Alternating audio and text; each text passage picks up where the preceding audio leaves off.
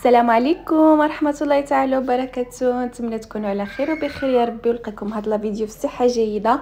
عارفه راسي باللي غبرت ديال بصح.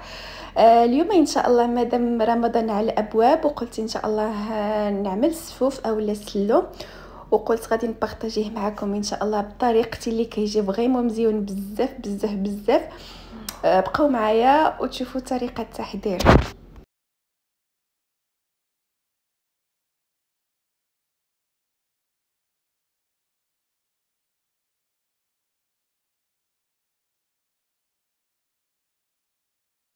دونك بسم الله على بركه الله نمروا طريقه التحضير. هنايا عندي كيلو د اللوز اللي ديجا كنت مقليه، كيلو بقشور ديالو وكيلو بلا قشور قليتهم بزوج.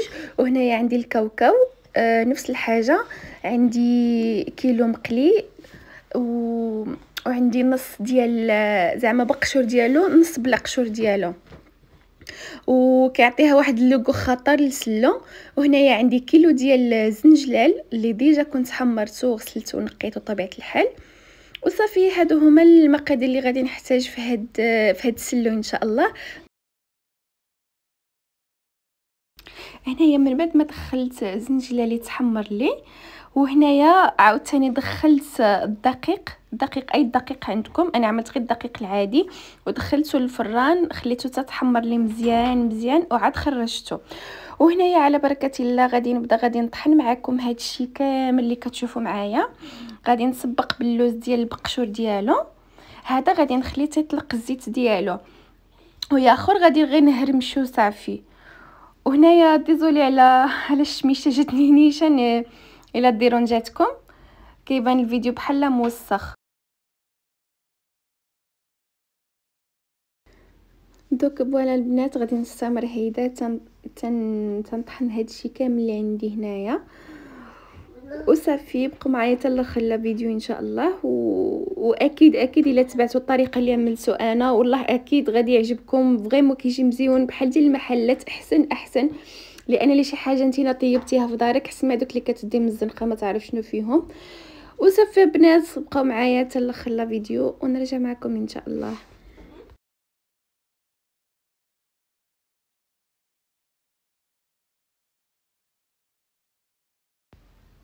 دوك هنايا بنات اللوز اللي بقشور ديالو خاصو تيطلق الزيت ديالو كيفاش كتشوفوا معايا، بحال كيولي بحال بخانيني ديال اللوز اولا ديال الكاوكاو، المهم بحال وصافي. بالنسبه للوز ديال القشور كنخلي تيطلق الزيت ديالو، بالنسبه للعادي اللي ما فيهش قشور كنخلي غير كيتهرمش وصافي، كنهرمشو صافي باش يجي فيه داكشي ملي كتاكل كيجيك داكشي زعما مزيون مقرمش.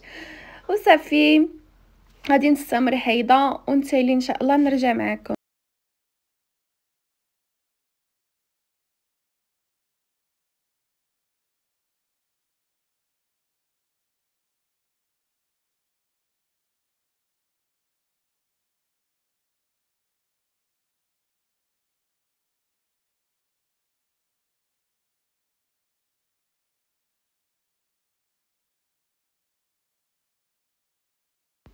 دوك هنايا من بعد ما طلق لي الزيت ديالو اللوز ديال البقشور، وغادي ناخذ واحد قصريه وغادي نخوي في داكشي اللي كنطحن، وابخي نجمع كلشي داكشي ان شاء الله.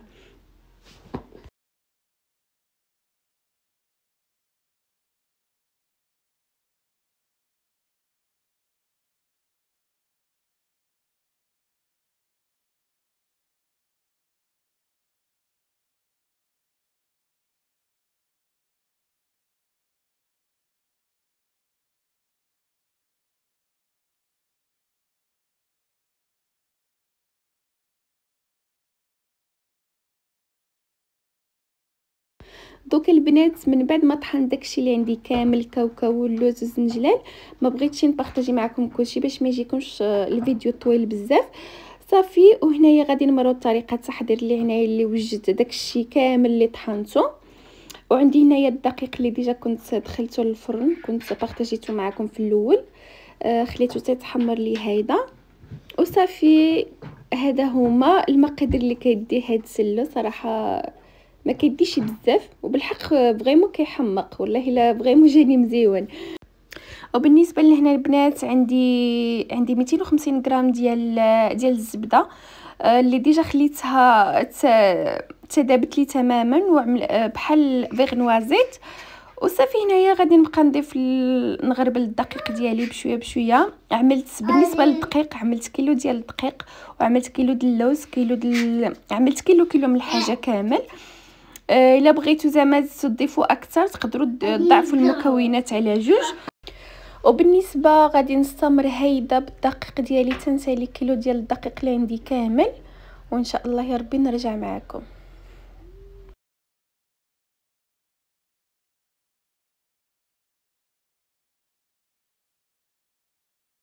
واحد لا فيديو بنات مشالي واحد مقطع فيديو، الو غادي نقول لكم شنو عملت. هنايا عملت 300 غرام ديال السكر كلاص، وعملت 2 ملاعق ديال القرفه، وعملت 2 ملاعق ديال الياسون، وعملت 2 ديال الكوزه، وعملت 2 ملاعق ديال النافع وصافي. ودابا غادي نحاول ندخلهم في بعضياتهم كاملين حتى يندمجوا لي ونرجع معكم.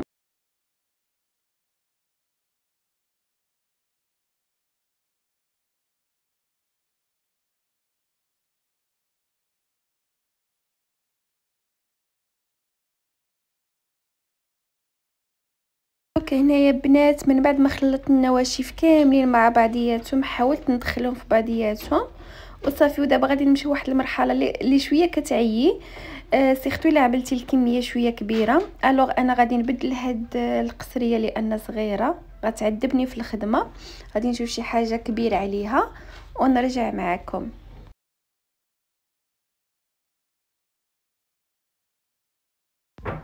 انايا من بعد ما ذوبت الزبده ديالي حتى ولات نفيغنوازيت، ودابا غادي نضيف بشويه بشويه على حسب الدقيق اللي كيشرب اللي ما كيشربش. الوغ انا عملت 250 غرام وغادي مشى لي مقطع الفيديو، سمحوا لي ملي كنت عملت الزبده. المهم خويت عليه الزبده وكنحاول نخلط ما امكن، كندخل ديك الزبده في سلو وصافي. البنات نستمر هيدا، انا ما كيعجبنيش السلو يجي ناشف، وانتم الا بغيتو يجيكم ناشف ما تكثروش من الزبده بزاف. وبالنسبه للزبده بنات عملت فيه نص كاس من ديال الزيت. ضيفوا تقدروا تضيفوا اي زيت اللي كتفضلوها زعما اللي كتجي لكم زعما صحيه. انا عملت الزيت ديال الزيتون، هي اللي كتجيني صحيه اكثر. وبالنسبه بنات هذا هو القوام ديالو كيفاش كيجي. صراحه كيجي معلك، كتجي في واحد التعليكه، وصراحه فريمون والله كيستاهل التجربه. جربوا بطريقتي اكيد غيعجبكم. وصافي وصلنا لاخير لا فيديو. هذا هو القوام ديالو. كنتمنى يا ربي تنال الاعجاب ديالكم وتشجعوني. ما تنساوش تخليو لي كومونتير وتبارطاجيو مع الاهل والاصحاب ان شاء الله، باش نزيد لقدام ان شاء الله، باش نعطيكم اكثر ما عندي. وصافي البنات غادي ندوزو ان شاء الله للتقديم ديالو ونرجع معكم. فوالا البنات هذا هو السلو ديالي. والله البنات فريمون كيجي مزيون، راه المذاق خلاص بلا ما نهضروا عليه. تجربوه ان شاء الله وتعرفوا على ايش كنهضر. ونتمنى يا ربي لكم فرجه ممتعه، وبغيت نشكر لكم كاملين على الدعم ديالكم وعلى تشجيعاتكم. شكرا لكم بزاف. غنخليكم ان شاء الله يا ربي الى فيديو قادم ان شاء الله. خليتكم على خير.